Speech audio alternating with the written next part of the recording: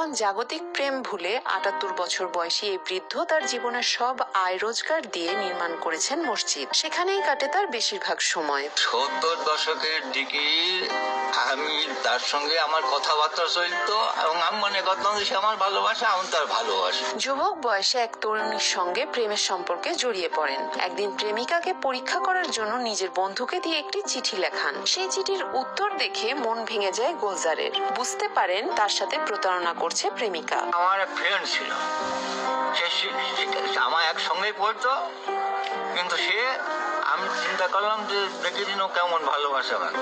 তো আমি ওর দিয়ে চিঠি লেখালাম।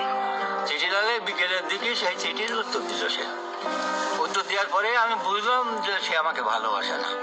অতএব আমি ওখান থেকে কেটে বেরিয়ে আসলাম। গুলজার আলীর বাড়ি ঝিনাইদহের হরিণাকুণ্ড উপজেলার পার্বতীপুর গ্রামে। স্নাতক পরীক্ষায় অকৃতকার্য হওয়ার পর বড় ছেলে হিসেবে সংসারের হাল ধরেন। ১৮ বছর বয়সে একই গ্রামে নূরজাহান নামের এক নারীকে পছন্দ করে তার সাথে সংসার করার স্বপ্ন দেখেন তিনি। লেখাপড়া চালিয়ে ম্যাট্রিক পাস করলাম, আইএ পাস করলাম।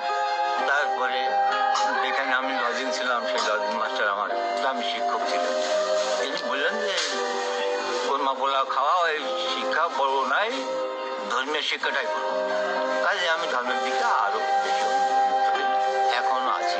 যুবক বয়সে জীবনের প্রথম সেই প্রেমে ব্যর্থ হয়ে বুক ভরা কষ্ট নিয়ে আর বিয়ের পিড়িতে বসেননি গুলজার। প্রেমিকার কথা মনে পড়লেই পুরাতন জরাজীর্ণ রেডিওটা নিয়ে এখনো বিরহের গান শুনেন এই বৃদ্ধ। মানুষের নিয়ম হলো মানুষের ভালোবাসা, এটা তো বড় কথা।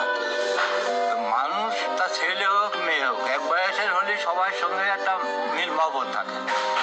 আমার সেটা ছিল।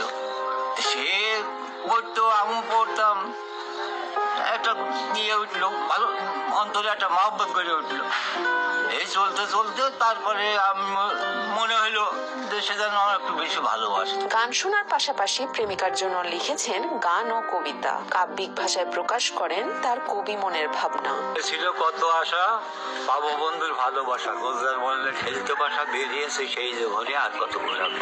বয়স ৭৮ হলেও ১৮ বছর বয়সে পড়েছিলেন প্রেমে। সেই প্রেমিকাকে এখনো ভুলতে পারেননি গুলজার আলী। নিয়মিত খবর রাখেন সেই নারীর। স্থানীয়রা জানায় কিছুদিন আগেও প্রেমিকা নূরজাহান অসুস্থ হলে তাকে দেখতে হাসপাতালে যান গুলজার। সেদিনকে আবার একটা গল্প শুনলাম, নাকি যার সাথে ভালোবাসা করছিলাম সে হচ্ছে হাসপাতালে ভর্তি হয়েছে।